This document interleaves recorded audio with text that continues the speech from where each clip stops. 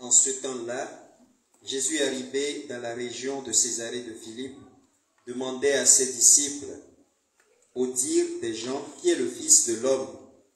Ils répondirent, pour les uns, Jean le Baptiste, pour d'autres, Élie, pour d'autres encore, Jérémie ou l'un des prophètes.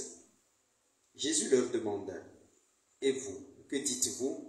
Pour vous, qui suis-je? Alors Simon-Pierre prit la parole et leur dit, tu es le Christ, le Fils du Dieu vivant.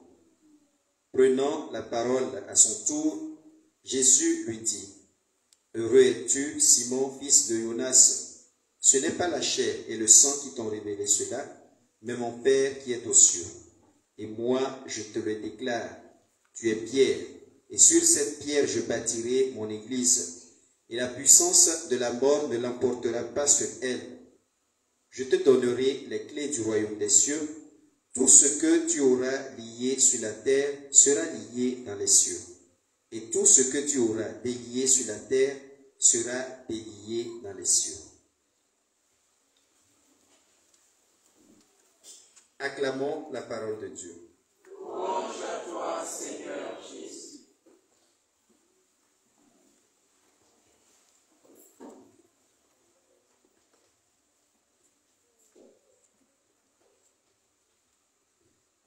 Amour.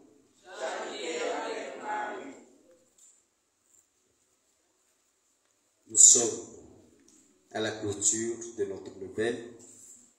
Nous avons prié et confié au Seigneur ces enfants qui sont innocents de nos actes. Le cardinal Robert Sarah disait dans une allocution que depuis l'an 2000, un nouveau siècle s'est ouvert à la lumière du Christ. Mais nous avons choisi, nous et le monde avec nous, d'obscurcir cette lumière. Le christianisme est placé au même niveau que les autres religions, ce qui n'est pas normal. En plus, il n'y a plus de différence vraiment qu'on peut faire entre Jésus-Christ, entre Mahomet et puis Bouddha, en parlant aussi des autres religions. Et dans nos phrases, dans nos comportements, cela se sent. Ce n'est pas du tout normal. Beaucoup ont accepté des idées horribles comme vérité, comme changer de sexe, s'identifier à des animaux, et l'avortement jusqu'au 9e mois, et l'euthanasie même des enfants. L'homme mortel veut créer un homme immortel. Si l'enfant est mal formé, il faut déjà l'éliminer parce qu'il n'a pas droit à la vie. De quel droit nous disposons pour le dire ou pour le faire? Nous faisons la sélection des plus forts et nous éliminons les plus faibles. Je viens de citer le cardinal Sarah. Dans une lettre datant des premiers siècles de l'Église, il a été demandé à un monsieur de dire exactement les chrétiens, qui sont-ils? C'est la lettre à Dionyette que vous pouvez trouver sur Internet si vous tapez. Et dans cette lettre, on disait un peu, on décrit un peu ce qu'étaient les chrétiens. Et une phrase qui m'a marqué, on disait des chrétiens, comme les autres, les chrétiens se marient, ils ont des enfants, seulement ils n'abandonnent pas leurs enfants. C'est une remarque très importante. Nous avons dans le monde, frères et sœurs, plusieurs lois, des lois qui régissent nos sociétés. Et j'aimerais aujourd'hui inviter les chrétiens à faire de la protection de la vie une loi spéciale et importante pour tout chrétien dans le monde. Protéger la vie à tout prix pour donner l'exemple. Il faut oser le dire dans les groupes de travail, dans les groupes de prière, dans les causeries entre amis et en famille. Et je défie les chrétiens d'arriver à un niveau où les gens ont même peur d'aborder certains sujets comme l'avortement avec nous, que ce soit en famille, entre amis ou au travail. Parce que cela fait mal d'entendre que même les chrétiens le font. Et je suis sûr que vous l'avez entendu aussi. Quand on veut donner un exemple, on dit, ça, normalement, un chrétien ne doit pas le faire. Mais les gens le constatent, ils disent, même les chrétiens le font. Alors, c'est une façon de dire, mais finalement, si eux, ils le font, la morale n'est plus de rigueur. Quand quelqu'un vous le dit, vous sentez une certaine déception. Et généralement, nous sommes comme une certaine déception pour beaucoup de personnes dans ce monde qui, même s'ils ne nous suivent pas, même s'ils ne sont pas catholiques, nous considèrent un peu comme la mesure morale du monde.